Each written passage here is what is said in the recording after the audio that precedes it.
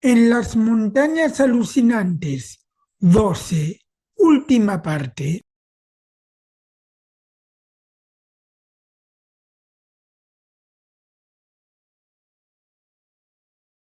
Danforth y yo recordamos, no muy claramente, haber llegado a la vasta torre circular y haber rehecho nuestro camino a través de las habitaciones y corredores ciclópeos de la ciudad muerta. Pero todo esto no es hoy para mí sino fragmentos de un sueño donde nada se decidió libremente ni hubo ningún esfuerzo físico. Fue como si flotásemos en un mundo o dimensión nebuloso sin tiempo, causas ni orientación.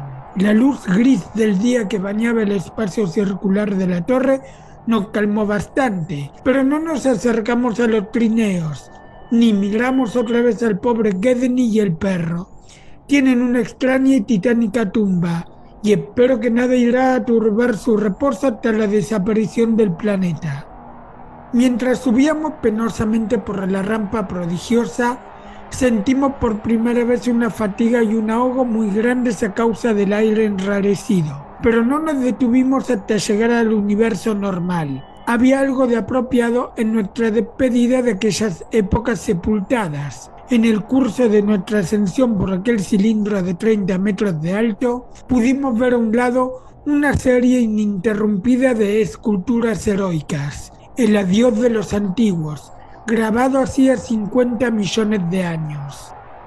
Llegamos al fin a la cima y nos encontramos con un montón de piedras. Al oeste se veían unas murallas todavía más altas y al este los picos de la cordillera se alzaban más allá de unos edificios tambaleantes. Al sur, el sol de medianoche bañaba con una luz roja los contornos irregulares de las ruinas y el abandono de la ciudad parecía aún más compacto en presencia del paisaje polar. Sobre los edificios, el cielo era una masa opalescente de tenues vapores. El frío intenso nos helaba los huesos. Dejamos cansadamente en el suelo los sacos en que guardábamos el equipo y que no habíamos soltado en el curso de nuestra desesperada huida, y luego de abotonarnos otra vez los abrigos, descendimos por los montículos de piedras hacia el lugar donde nos esperaba el avión. De lo que habíamos visto en los arcaicos y secretos abismos de la Tierra, no dijimos una sola palabra. Un cuarto de hora nos bastó para llegar a la pendiente abrupta de los contrafuertes, quizás la antigua terraza por lo que habíamos entrado en la ciudad, y vimos entre las ruinas la silueta oscura del aeroplano. A medio camino nos detuvimos para tomar aliento y, volviendo la cabeza, contemplamos por última vez el fantástico laberinto que se extendía más abajo. Notamos entonces que el cielo, más allá de la ciudad, no estaba ya velado por la bruma. Los inquietos vapores se habían movido hacia el cenit y parecían a punto de dibujar unas formas curiosas, como si no se atreviesen a definir los contornos. En el horizonte occidental se veía en ese instante una línea violeta. Allí unas cimas afiladas se alzaban, como en un sueño, contra el color rosado del cielo. Hacia ese horizonte, bañado en una luz temblorosa, subía la antigua meseta. El cauce seco del río trazaba en ella una cinta sinuosa y oscura. Durante un momento nos quedamos inmóviles y admirados ante aquella belleza cósmica, pero enseguida un vago horror comenzó a invadirnos el alma, pues esa lejana línea violeta no podía ser sino la cordillera prohibida, punto culminante de la tierra y centro de todo mal, puerto de horrores innominables y enigmas arqueanos, objeto venerado por aquellos que temían descubrir sus secretos, no hollada por ninguna criatura terrestre, pero visitada por siniestros relámpagos y que lanzaba en la noche polar unos rayos extraños.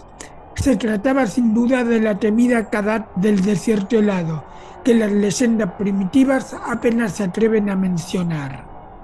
Si los mapas y escenas esculpidos en los muros de la ciudad eran exactos, esas crípticas montañas violetas no podían estar a menos de 400 kilómetros y sin embargo se destacaban claramente en aquella remota y nevada colina, como el borde cerrado de un monstruoso planeta que se alzase hacia inacostumbrados cielos. La altura de aquellos picos tenía que ser enorme, y alcanzaban sin duda unas capas atmosféricas donde solo había unos tenues espectros gaseosos. Observándolos, pensé nerviosamente en ciertos bajorrelieves que insinuaban la naturaleza de lo que el río, ahora seco, había traído a la ciudad.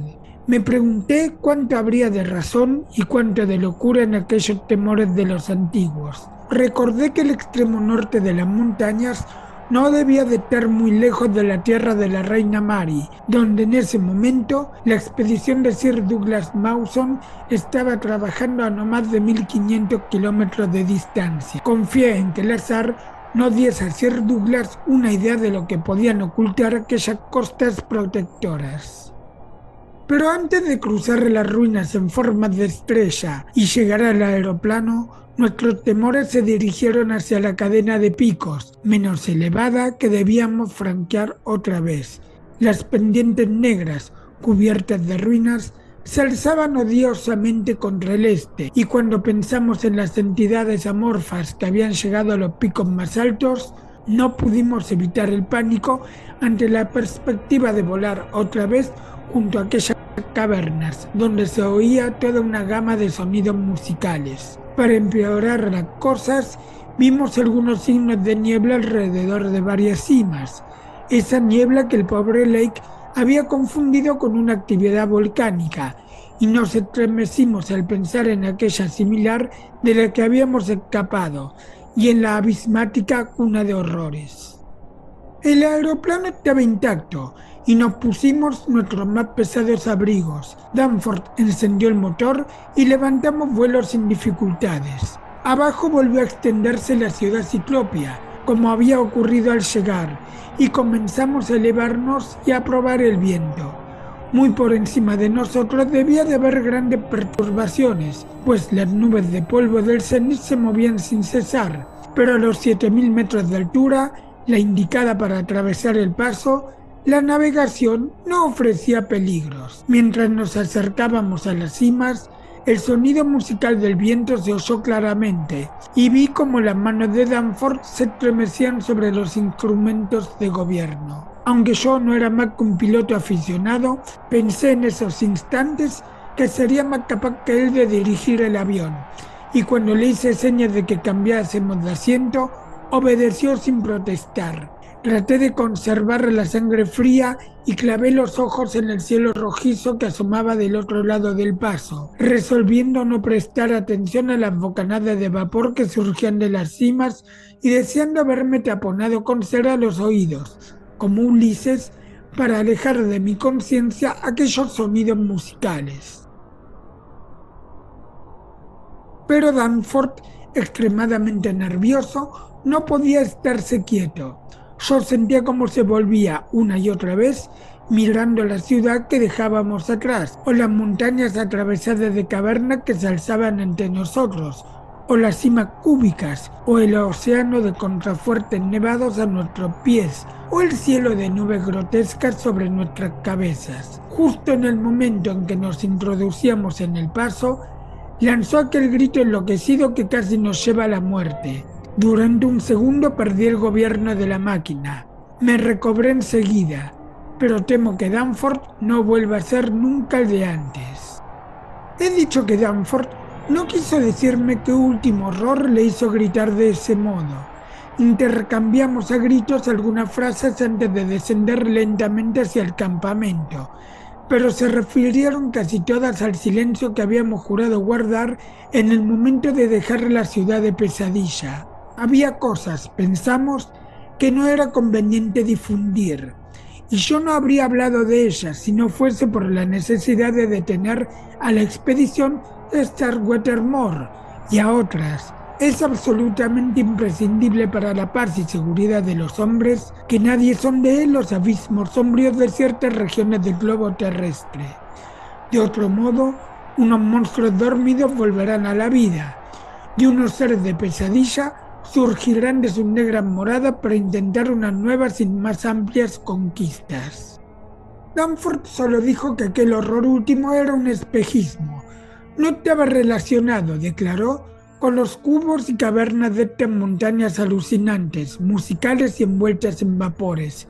Se trataba de la breve visión, entre aquellas retorcidas nubes del cenit, de algo que había detrás de las montañas violetas y que los antiguos habían temido tanto.